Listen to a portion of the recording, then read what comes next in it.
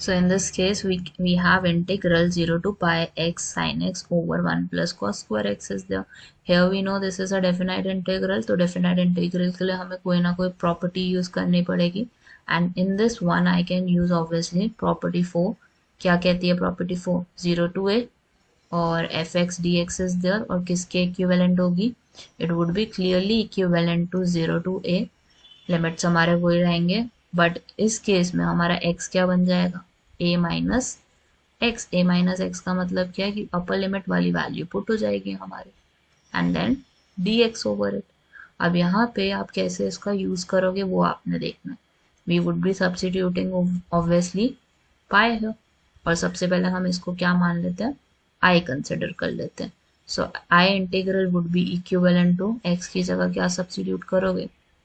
Pi minus x, and then sine is the x की जगह क्या आ जाएगा? Pi minus x. D x is the नीचे हमारे न्यूमरेटर में क्या है? 1 plus cos square pi minus x would be the. ठीक है, और इंटीग्रल हमारा रहेगा तो वही सेम, लिमिट्स हमारी रहेंगी तो वही सेम 0 से लेकर पाई तक. है तो इक्विवेलेंट किसके? इस वैल्यू के इक्विवेलेंट है बिल्कुल ही. ठीक है, अब इसको हम थोड़ा सा सिंप्लीफाई करते हैं. सो एज वी नो कि हमारे पास पाई माइनस एक्स है, तो हमारा ये वैल्यू किस में स्प्लिट हो जाएगी? दो पार्ट्स में. Pi over 1 plus cos square pi minus x minus x integral है 0 से लेकर पाई तक. नीचे क्या आएगा हमारे पास? 1 plus cos square pi minus x is the, और साइन पाई माइनस एक्स दोनों के साथ आएगा, और sine pi minus x is nothing but sine x. तो पाई के साथ भी sine x, x sine x भी हो जाएगा हमारा यहाँ पे. अब हमारे पास यहाँ पे वैल्यू क्या बनती है? This is nothing but my integral. I की इक्विवेलेंट है ये वाली पूरी वैल्यू हमारी, और ये पूरी वैल्यू अगर लेफ्ट साइड पे चली जाएगी तो हमारे पास आई का क्या बन जाएगा? 2i, and 2i would be equivalent to 0 से लेकर pi. Pi into sine x 1 plus cos square pi minus x है ना, which is nothing but cos square x dx is there. तो हमारे पास यहाँ पे 2i आ गया. 2 को राइट साइड ले जाओ, so you would have pi over 2 0 से लेकर pi. Sine x dx would be there 1 plus cos square x is there.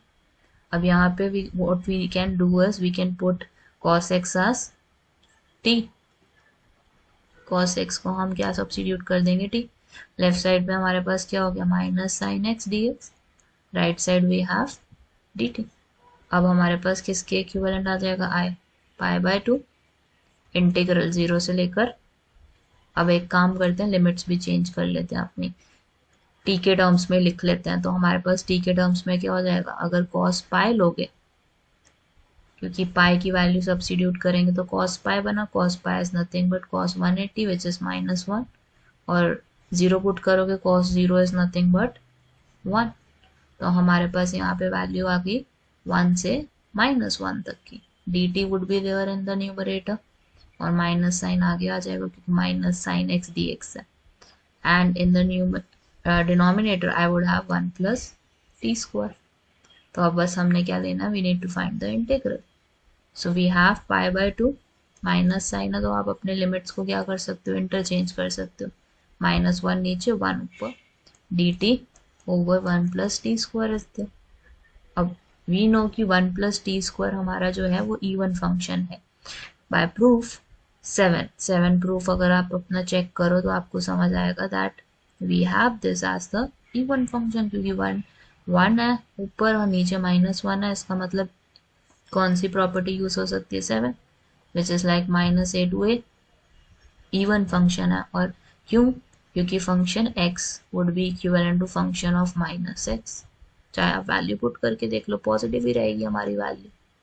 So this is as it is even function. What we can use here is कि हमारी value क्या होगी यहाँ पे? It would be obviously pi over 2. Sorry, I would make it equal to 2 आ जाएगा हमारा यहाँ पे, और हमारे लिमिट्स कैसे चेंज हो जाएंगे? 1 and 0. This is dt over 1 plus T square. This is an even function. तो हमारा 2 आगे आएगा, और 2 से हमारा डिवाइड होके क्या हो जाएगा? पाई ओनली. और डी टी 1 + t² किसका होता है? Obviously tan inverse t का. I would be substituting the value which is 1 and 0. So tan inverse 1 would be there minus tan inverse 0 would be there. So I would get the final answer as pi. Tan inverse 1 is nothing but pi by 4, whereas tan 0 तो 0 ही होता है. pi किससे multiply होगा? pi by 4 से, which is like pi square over 4.